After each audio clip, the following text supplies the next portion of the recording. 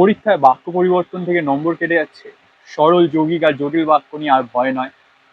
আজ এমন সহজ ট্রিক শিখবে যেটা মনে থাকলে যে কোনো বাক্যকে কয়েক সেকেন্ডে পরিবর্তন করতে পারবে। তাহলে আজকের ভিডিওতে আমরা শিখব সরল থেকে যৌগিক আর সরল থেকে জটিল।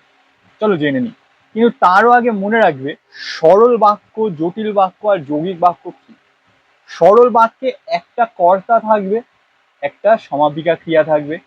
যৌগিক বাক্য দুটো স্বাধীন বাক্য থাকবে এবং সাধারণত এবং, কিন্তু, তাই, অথবা ইত্যাদি দিয়ে যোগ করবে।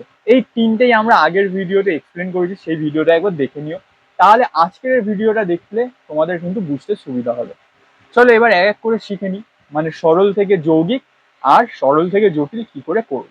তাহলে সরল থেকে যৌগিক করার সব থেকে সহজ উপায় কি?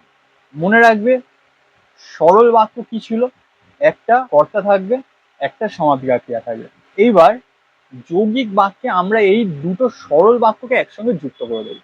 দেখো একটা উদাহরণ দিচ্ছি, সে অসুস্থ হয়ে স্কুলে যায়নি। এটাকে এখন যদি আমরা যৌগিক বাক্য করতে যাই তাহলে কি করব, এই অসুস্থ হয়ে এই জায়গাটা হচ্ছে আমাদের আসল, এই জায়গাটাকে আমরা ভাগ করব। তাহলে কি হবে, সে অসুস্থ ছিল তাই স্কুলে যায়নি। ব্যাপারটা বুঝতে পারলে? যদি সে অসুস্থ না থাকতো তাহলে তো স্কুলে যেত। ঠিক সেরকম, সে অসুস্থ ছিল তাই স্কুলে যায়নি। আর একটা উদাহরণ দেখো, আমি পরিশ্রম করে সফল হব। তাহলে এটা কি হবে, আমি পরিশ্রম করব এবং সফল হব। বুঝতে পারলে? দেখো দুটো আলাদা আলাদা বাক্য, তাকে এক করে দিলাম। আচ্ছা আর একটা উদাহরণ দেখে নাও, ভয় পেয়ে ছেলে কাঁদলো। তাহলে কি হবে, ছেলে ভয় পেলো এবং কাঁদলো। এবারে বুঝতে পারছো? এইভাবে আমরা সরল থেকে যৌগিক বাক্যে পরিবর্তন করতে পারি। এখানে মনে রাখবে সরল বাক্যের এক অংশকে আলাদা আলাদা স্বাধীন বাক্যে পরিবর্তন করতে হবে। তাহলে এবার চলে আসো সরল থেকে জটিল বাক্য। সরল থেকে জটিল বাক্য কি করে করব? এখানে যে, যদি, যখন, যেহেতু এই শব্দগুলোকে ব্যবহার করে আমরা দুটো শব্দকে জুড়ব।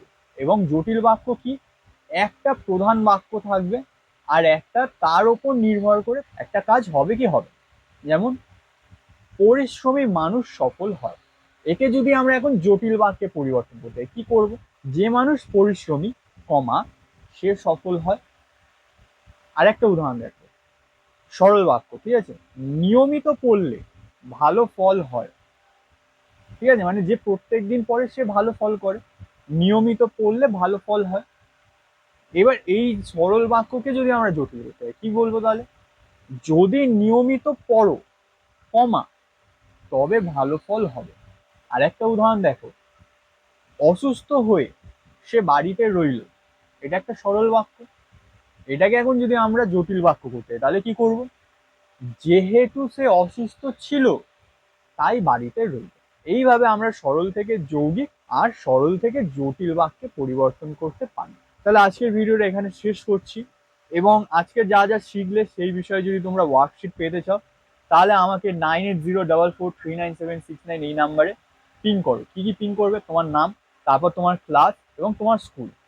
আমরা সেই হিসেবে তোমাদেরকে অ্যাকর্ডিংলি আমাদের হোয়াটসঅ্যাপ কমিউনিটিতে অ্যাড করব, যেখানে তোমরা প্রত্যেক দিন হচ্ছে ওয়ার্কশিট পাবে, তার অ্যান্সার্স পাবে, প্রিভিয়াস ইয়ার কোয়েশ্চেন পাবে, এবং তোমাদের প্র্যাকটিসের জন্য কিন্তু এমসিকিউ বেসড লিঙ্ক পাবে, অর্থাৎ এক্সাম দিতে পারবে।